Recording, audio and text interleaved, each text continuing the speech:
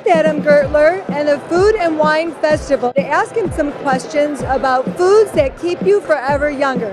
Adam, what is this? Gertler's Worst. Gertler's Worst. I make a line of sausages. I try to approach sausage, which is kind of like a bad reputation as being like made from the scraps and nasty parts, to reapproach it. And I use a lot of like whole foods, whole ingredients, fresh herbs, fresh garlic, all things like that in my sausages with exciting different flavors like Thai red curry, and like a chicken kielbasa rather than like the typical pork fat kielbasa, and like a pastrami dog. So I try to have fun with that.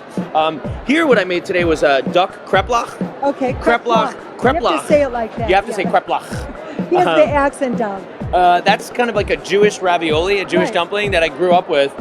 But we fancified it. We put some duck in there, so it's kind of fun. And it's made with a harissa paste, which is basically just dried chilies that have been rehydrated with some caraway. Which is very good for your sex drive. Anybody out there doesn't know? Yes, chilies are for circulation. They help you. Excellent. A lot. So we're glad that's in there. I like a lot of chilies. What about duck? I hear duck has a lot of fat. People always say, why does it get a bad rap? Well, it does have a lot of fat, but the thing that I find with fatty foods is that you need less of them. Thank you. So when I prepare something like this, it's so good. I don't waste time with fast food, with overly processed foods. I make sure that it's organic, responsibly raised duck. And then is it still fattening? Absolutely. But in these 3 dumplings, there's less than an ounce of meat in there. So you got to remember that too. Like something is very rich, it fills you up a lot quicker. It's more caloric, so you need a lot less. There, these are steamed. So these are steamed, and then they are lightly pan fried in a non-stick pan, so you need very little fat. If you have a good non-stick pan, you don't need a lot of fat. So would that be like a ceramic, or what's your idea? Ceramic, yeah, ceramics are great. I got my first ceramic pan. I was like a virgin. Do you love it? I love it.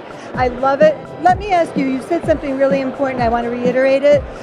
High-fat foods can be used sparingly. Yes, so like, for example, I make sausages. That doesn't mean that you need to eat a whole sausage for every serving. My next question. You can use a sausage in a rice dish because they're so flavorful that they can spread out, so one can actually feed 2 people. So portion size is something people just need to understand. Okay. I want to go back to this dish that you have, the sausage. Okay. You said about chicken sausage you do.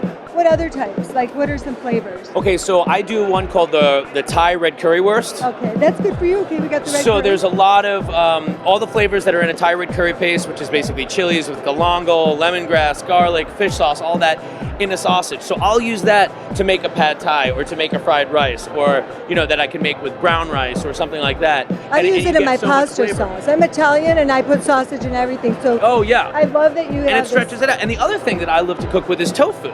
Okay. And the thing is, I'm not a vegetarian, so I can use tofu to stretch out meat.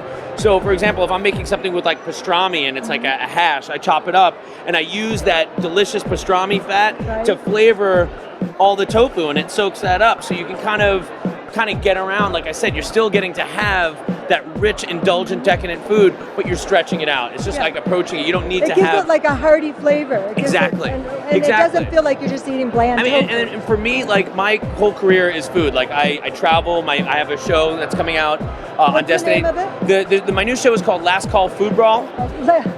We love that name, Last Call Food Brawl. It's a late-night competition traveling show on Destination America.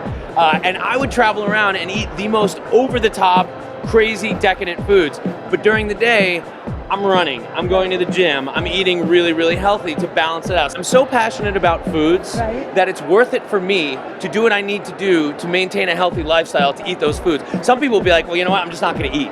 I'm just not going to eat that stuff. I'm never going to have a cheeseburger. That's not an option for me.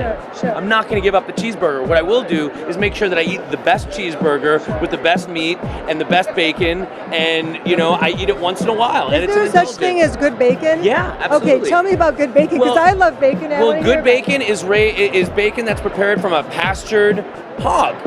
Meaning that the hog raises in a pasture. It's not in a feedlot. It's just like they talk about grass-fed beef, which is what cows should be eating. Well, you can't have grass-fed pig because pigs don't eat grass. But the same idea, you allow them to roam free and you get a better for you meat. Absolutely. That's such a great point. Also the thing with bacon too is when you cook bacon, cook it very slowly. and you will render out more fat. If you cook it really fast, Right. you're gonna be chewing on all the fat. The beauty of the bacon is rendering out so much of that fat so that what you're left with is like meat that tastes like it's from the gods. And it is, because when meat and fat and smoke combine, good things happen. We totally enjoyed this. We want to thank Adam and watch for his show. Last Call Food Brawl on Destination America.